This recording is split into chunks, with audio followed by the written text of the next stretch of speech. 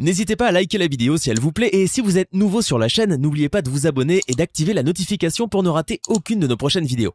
On commence. Gagner avec le nombre total pair sur un xbet.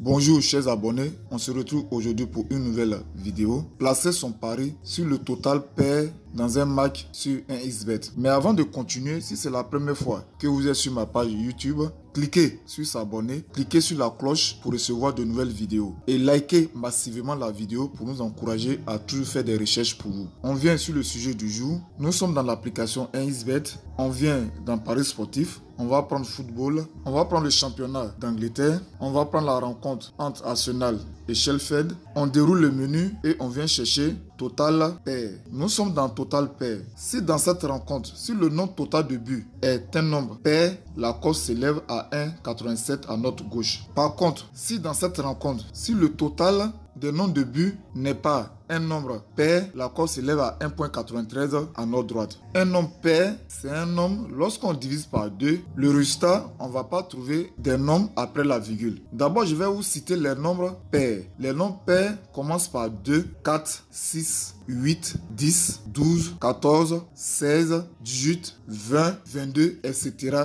etc. Donc, si je prends par exemple 32, 32 est un nombre pair. Lorsque je vais diviser 32 par 2, on trouve le résultat 16. Après 16, on n'a pas de virgule. Donc, 32 est un nombre pair. Par contre, un nombre impair, ce sont les nombres qui commencent par 3, 5, 7, 9, 11, 13, 15, 17, 19, 21, 23, 25, etc., etc. Les nombres impairs, lorsque je les divise par 2, je vais trouver des nombres après la virgule. Par exemple, si je divise 31 par 2, vous voyez, on trouve 15,5. Donc 31 n'est pas un nombre pair, c'est un nombre impair. On revient sur notre application. La rencontre entre Arsenal et Sheffield. À la fin du match, si vous avez choisi, oui, que le nombre total des buts sera un nombre pair comme 2, comme 4, comme 8, comme 6, vous gagnez le gain. Par contre, si c'est tombé sur 3, ou bien sur 1, ou bien sur 5, vous perdez vos mises. Si vous avez choisi non,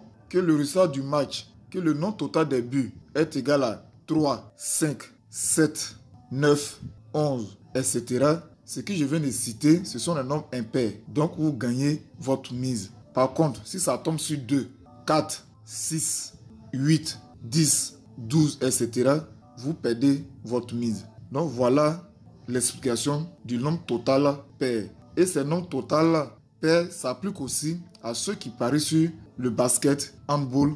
On va prendre un exemple de basket. On va prendre la rencontre entre Maccabi et Barcelone.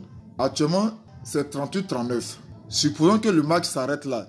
On prend sa calculatrice. On va faire 38 plus 39. 38 plus 39, ça nous donne 77. Pour savoir que si le nombre 77 est un nombre pair, on va diviser par 2. Lorsqu'on divise 77 par 2, vous voyez, on trouve 38,5. Ici, 77 n'est pas un nombre pair, c'est un nombre impair.